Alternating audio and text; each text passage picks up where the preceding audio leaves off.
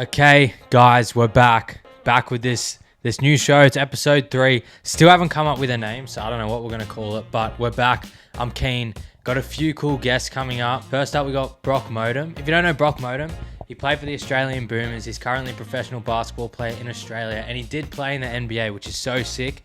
He's a legend. But before we get into that, I want to actually talk a little bit about what's going on in the NBA at the moment. Obviously, playoffs on.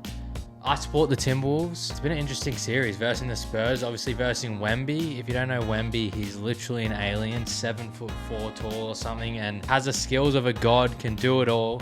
But yeah, it's 3-2 in that series. I reckon Timberwolves coming back, and Edwards, absolute dog.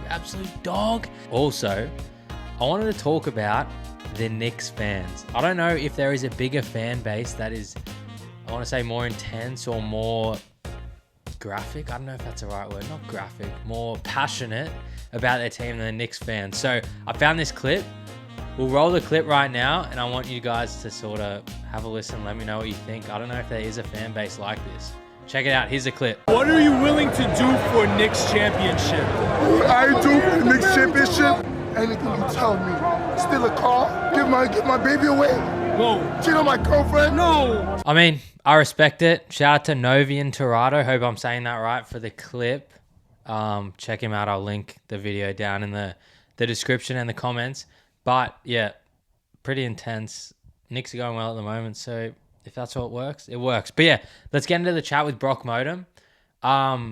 Obviously, there's a full-length chat, but I just wanted to talk about him on draft night in the NBA being pretty much 100% sure he was going to get drafted, and the pick getting traded just before he was going to get drafted and then going undrafted. So it's a pretty interesting story, pretty crazy, pretty intense. But yeah, let's get into it. Shout out Brock. Let's check it out. That night, draft night, my agent told me, at 52, Indiana are going to take you, in the second round. So cool. I had a good workout there. They had a pretty, I had a pretty good feel when I had my interview and workout with the Pacers. So I was like, cool, I'm going to get drafted. And then I think it was pick mid-40s. And I got a call from my agent, Indiana just sold the pick to Boston for, X amount of money. So they're not going they can't take you there anymore. And so after that, my heart just sank, and I'm just watching it I told a few people pick 52, that's me, And then comes pick 52, Boston Celtics select Colton Iverson out of Colorado State. And I'm just that was my chance. But, it wasn't the end of the world, because then I went on to Summer League. I played with Philadelphia, which was a terrible situation. But that, even if I had got drafted in the second round, there was no guarantee that I would have got signed. So yeah. It wasn't the end of the world, but it would have been cool to hear my name called out regardless. Yeah. So you go play Summer League. What you said, it wasn't a great situation. What happened? Well, that was the year before the Philadelphia 76ers had the worst record in the NBA. They had no one on their roster, so they had a bunch of open spots. So they brought a whole heap of, free agents into the Summer League team, plus a bunch of the guys that they drafted. So we had 18 people on the Summer League team. Only 5 can be on the court, 18 people. And half of them were guys that had affiliation with the 76ers or had been in the NBA.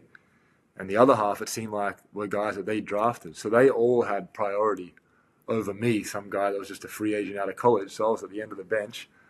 And granted, I probably didn't have the body or anything ready for the NBA at that stage. But I didn't even get an opportunity really to play there. And yeah, it was sort of a waste. I probably should have picked a different team at that stage, knowing what I know now. But, it was my first experience. So it was what it was. Yeah, you gotta go through those. And then, I'm not sure, was it you play Summer League? And then, did you go straight overseas? Yeah, then I went over and played in Italy for my first pro season. I played in Bologna, which was another, crazy experience, moving to a country that doesn't speak any English by myself. First time, that I was sort of on my own.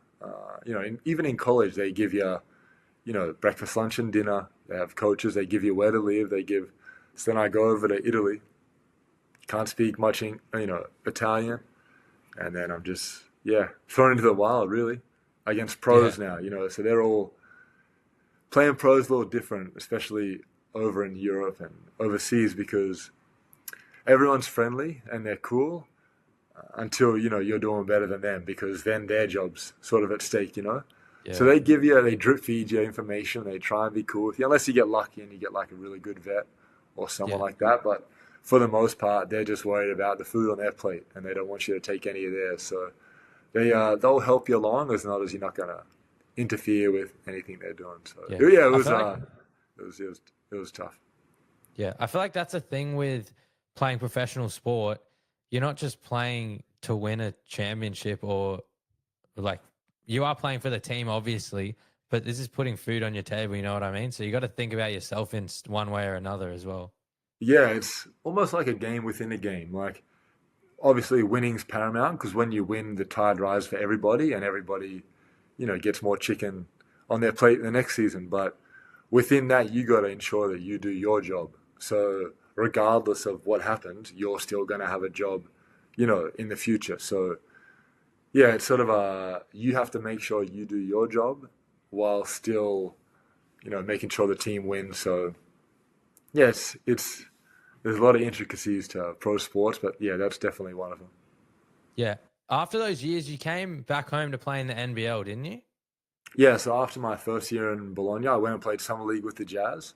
Yeah, and I had a great summer league with them, and I went to training camp, got into the 15, and then the day before the season started, they called me in and said, "Look, we're going to let you go. We got Steve Novak, Derek Favors, Jeremy Evans, and like a bunch of guys at the 4 position." And they're like, "We've tried to trade a few of them, but no one's, we haven't been able to move them.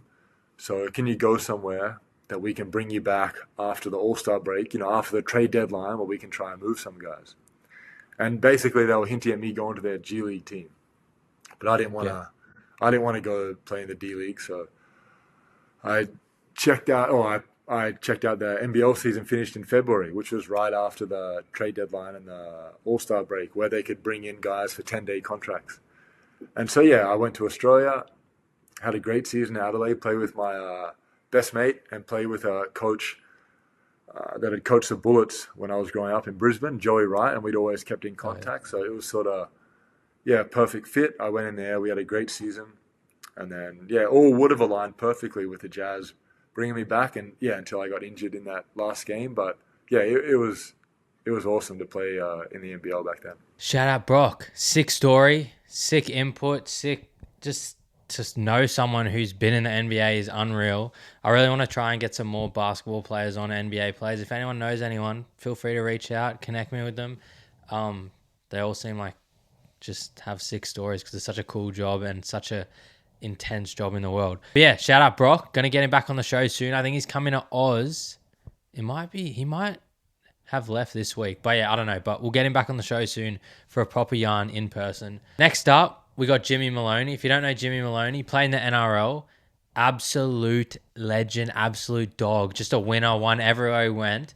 But the cool thing was, when I interviewed him, so back in 2016, so 10 years ago, when Sharks won the comp and he was a player in their team, I actually gave him his premiership ring. So I didn't tell him before the interview that I had done that, and then I got him to react live while we were recording. So I'll put that clip in here now. Go check it out. Check out Jimmy, absolute legend. Full episode down below if you want to check it out. But so funny, such a legend. Such a cool moment, to be honest. Like, he was one of my favorite players growing up. So let's check it out. Got a little video I want you to react to. And it'll seem kind of random, but there's a bit of a story behind it. So the video it's you going up and getting your 2016 Premiership ring. It'll seem random, but it'll make sense in a sec. Yeah, right.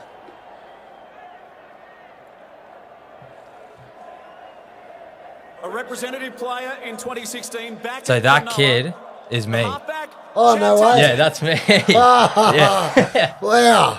Yeah. Wow, how cool is that? Yeah, so my team got picked to do it. Yeah, right. And I remember I was because like obviously grew up watching you and everything, and I think I was either I was meant to be with one of the other boys because you do the rehearsal like the day before, and I was like, "Fuck, I want James Maloney," and I like just cut the line and went in there. Oh, wow. How funny. Yeah. That's cool. I've had, like, it's funny things like that. Like, even I had a run around back at me junior club this year, and the young kid, name was Lachie actually as well, who played half, and he had a picture of me when he was like this high, you know, that we'd got together, and then we ended up having a run around playing in the halves together and that. So, yeah, it's funny seeing those things. Like, it's quite cool. What's it like running around with like boys that were fans of you when you were like what the same age they are now? Yeah, look, I think it's cool. You know, hopefully you can help them and guide them or add something to them. They can learn something from you.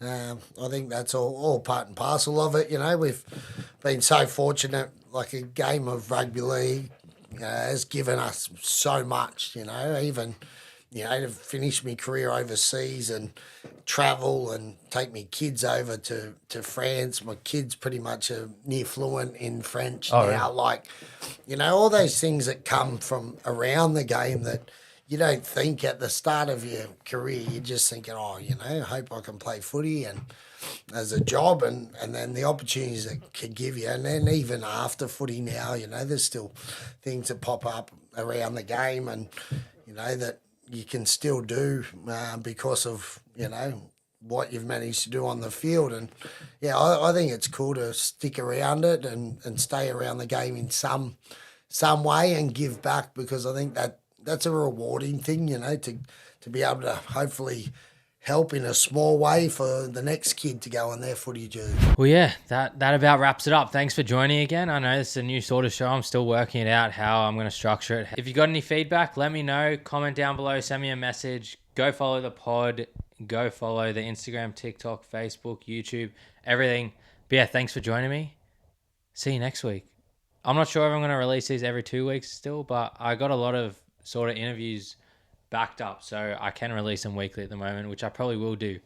But yeah, thanks for checking it out. Say hi to your neighbors. Say hi to the random guy walking down the street. Ask your mates how they're going. Hope everyone has a great week. See you next week. Goodbye.